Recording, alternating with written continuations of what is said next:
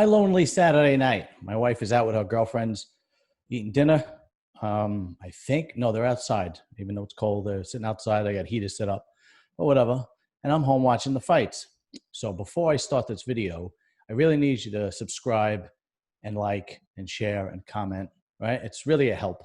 Anyway, so I'm home watching the fights, and you know how the fights are. I mean, there's one fight after another after another. You're waiting for the main event. And I'm actually still waiting for the main event, and it's almost 11 o'clock, and there's another fight on. So I'm, just sitting in my living room, playing with my phone and blah, blah, blah. And I come across this article, right? And the article was about Chris Watts, the guy that the documentary American Murder, The Family Next Door, was about the guy that killed his wife and his two kids, the one that's serving life in prison right now. Apparently, he has an enormous amount of women that are interested in him, that want to contact him, that want to talk to him, that send him sexy pictures. I was blown away. So I read the article. So the article, right, the article was from The Sun, and the article is, I'm going to put the link in the box below so you could click it and see for yourself. It says, I don't care what you did. This was the name of the article. I don't care what you did. Chris Watts inundated with love letters from adoring women after murdering his pregnant wife and kids. And the article goes on to show some of the actual letters. There's one from Candace. There is one from, some of them don't have a name, but there's several of them. It's unbelievable. Some of them send him sexy pictures. This is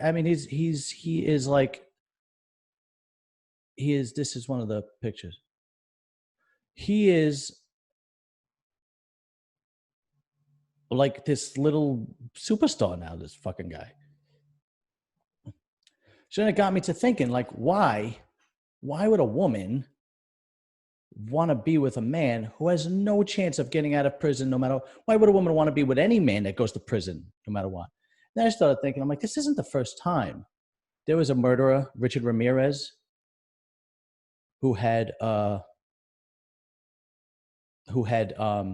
a lot of groupies, if you will. Ted Bundy had groupies and plenty of girls that thought they were in love with him. And even on a smaller scale, there were plenty of women that actually want to meet a prisoner. If you watch the movie, if you watch the other documentary called, I think it's called American Murderer. I know it's two different R's. And I forgot about that. Let me see. Hold on. Let me just look it up real quick. Because he's in prison too. The guy who was like famously falsely accused. Let me see. Let's see. American. Let me just look this up real quick, just to let you know what I'm talking about. American Murderer. Here we go. Yeah. Making a Murderer. Right. If you saw, there's a 2-part documentary on Making a Murderer. I forgot this guy's name, Stephen Avery. In the second part, he had this beautiful girlfriend while he was in prison. It was unbelievable. And I remember there was like recorded phone calls telling his mother he's going to marry her and all this crap. So I was like, why would a woman waste their time? I don't understand. So I had to do some research because I have to, I'm not that good. I'm good, but I'm not that good where it's like I could just figure it out on the spot. But it took, so I had to do some research. And there was this woman who actually wrote a book. And the book is called Dream Lovers, Women Who Marry Men Behind Bars, right? And the name of the author is Jacqueline Wilcox Bailey. Jacqueline Wilcox Bailey. Dream Lovers, Women Who Marry Men Behind Bars. Okay. So she is an Australian author, and she actually did this book, and she interviewed plenty of women, and there's all different really reasons. There are some men that find Jesus behind bars, and then they attract other women that are religious, and they think, they whatever.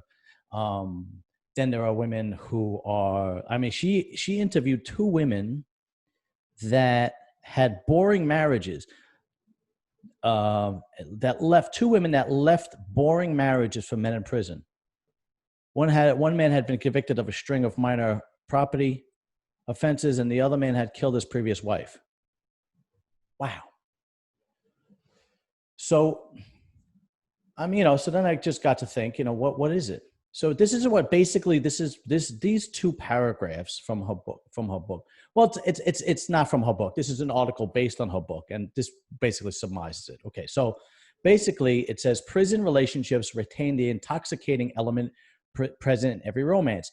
The first endorphin flush of love always involves a degree of transference. We all see our partners as we hope them to be, imagining that they love objects embodied the qualities we crave.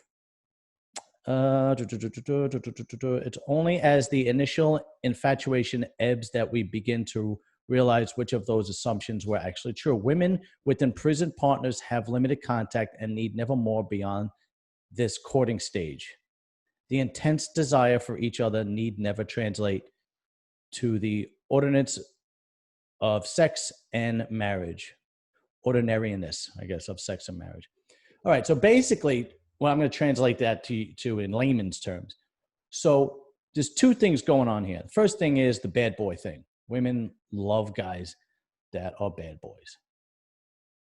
Now I'm talking about this. These are extreme women. Any women that are rational, right, isn't going to go for a guy that's in prison. But this happens often. There's websites. I'm telling you, just look it up. I'm not kidding. Okay. There's women that look for guys like this. There's women, according to this book, there's women that actually sort out prisoners. They keep writing letters and writing letters and writing emails and writing letters and writing letters until they get some feedback. Because some of them go without anything, right? They go without, until they get some feedback. Anyway, so you have the bad boy thing.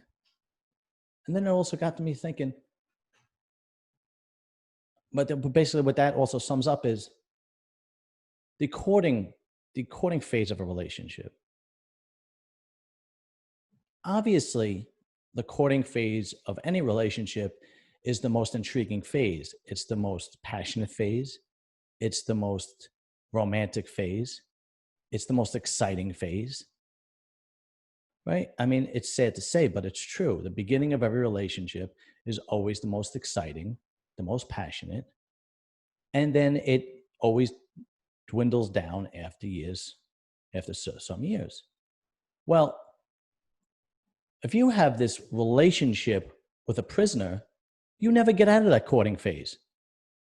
It's always in the courting phase, because how can you possibly get out of it? You can't. Even in rare times where like people have gotten married. So Richard Ramirez actually got married in 96 to some woman, but you can't see him all the time. You still need visitation rights to go see him, right?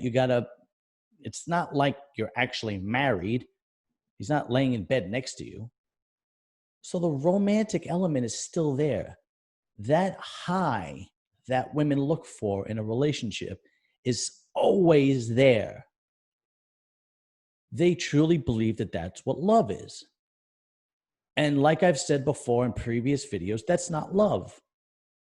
That's infatuation. That's passion. Love grows over time. And I think this leads me to believe that now this brings it down to the average girl. So the average girl who's in a long-term relationship and now is divorced because she's bored, and they always make up some other crap besides being bored. Like, I don't like the man he turned into, or he's not the same man he was when I first married him. It's because all the passion is gone and the excitement is gone. But anybody who knows anything knows that that's how relationships work. That's why you need to work at to keep it together. Anyway, I'm getting off on a tangent. That's a whole other topic. So basically what this comes down to is these women are infatuated with being with a prisoner because they get the bad boy image, and they also never get out of the courtship phase. It never leaves that romantic passion phase. The idea that you can't be with him makes it more intriguing. You know that expression, what is it? Distance makes the heart grow fonder. I think it's distance, right? Or something to that effect, right? Or time apart makes the heart grow fonder. It's something like that. That's what it is. It took me some time to hit on it, but that's what it is. So, you think about it. In a regular relationship, like when I first met my wife, I would obviously only see her on the weekends, right? Because we both work. I lived in New York at the time. She lived in New Jersey. And of course, it was exciting because I got to see my new girlfriend on the weekends. She got to see her new boyfriend on the weekends. And you have that time in between. We'll put it in that extreme category with a woman who's free and a prisoner. Well, the only time you get to see him is if you go visit him. So that excitement never ends. The relationship never goes anywhere, obviously. Even if you're married, there have been times where these women get married. Like I said, Richard Ramirez got married, but it's not a real marriage. It's a marriage on a piece of paper, but it's not a marriage, if you will. And these women would rather sacrifice a healthy relationship with being married to a prisoner who is never getting out of prison, right? Guys like Richard Ramirez, Ted Bundy, this guy, Chris Watts, these people are never getting out. It's impossible. They're not getting out. Forget it. They would rather have this fake love affair with these guys instead of actually having a healthy relationship. And as the book showed that I told you, there were two women that left long-term relationships. They said that it was boring because it was more exciting being with the prisoner. Okay, that being said, I understand that these women are extreme. It's got to be, I don't know what the percentage of women that actually do this, but it's got to be relatively small. But it's big enough for this thing to happen more times than not. Like, this is common. And it blows me away. These women are actually willing to just throw their life away. And then there have been times like, okay, so there was this other instance. I think he was a Canadian bank robber. Okay. I have to double check. And I'm pretty sure he came to the States. This is during the 70s. I'd have to double check, but I'm pretty sure I'm accurate. Okay. Because there was a documentary also, I think, on Netflix about this. A group of his came to the States and would rob banks in the States because they were Canadian citizens. But again, this was back in the 70s. And they had a string of bank robberies. Finally, they got caught and they went to prison. While one of them was in prison, he met a woman and they got married in prison. Some time goes by, years go by, he gets out and they're together. And they're living together. What do you think happened? He goes back to fucking prison because he robs another bank. Because he's a criminal. You can't expect this person to come out and get a, house painting job. This is what he does. And these women literally throw their lives away. And then there are these really good guys that can't even meet anybody or get shitted on by girls. I don't know. It's really strange.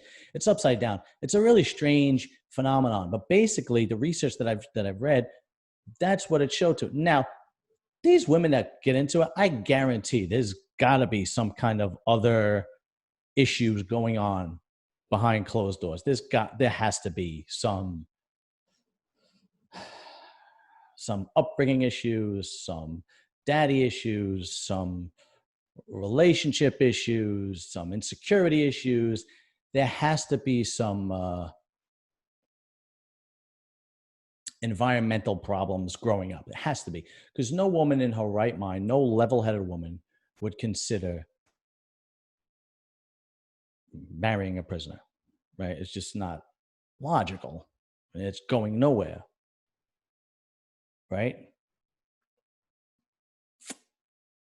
Marrying a prisoner feeds the basic instincts of a woman, the bad boy and the highness of passion from a courtship. They never get out of that basic, it's like the junior high school girl who likes the guy who, or the high school girl who likes the guy that's always fist fighting, he's the badass, he's the guy that, was always in trouble. And then he always had the hot girl because was a bad, everybody knows that guy in high school that was a bad motherfucker. Probably never finished high school, but he was like the uncrowned street fighting champion of whatever neighborhood you came to, right? It's kind of like that, if you will. The intensity of the passion and the bad boy image, Strange phenomenon. I'm going to keep reading about it, but it's true. Like I said, I'm going to have the link below of the Chris Watts article. It blows my mind. Blows my mind that this guy is like still alive. I would think they chop him into pieces in prison, but maybe they have him secluded or whatever. Who the hell knows? But anyway, all right, guys, that'll do it for today. I'm probably coming up with a couple other videos. This one I did on the whim. Hope you like it. All right, guys, later.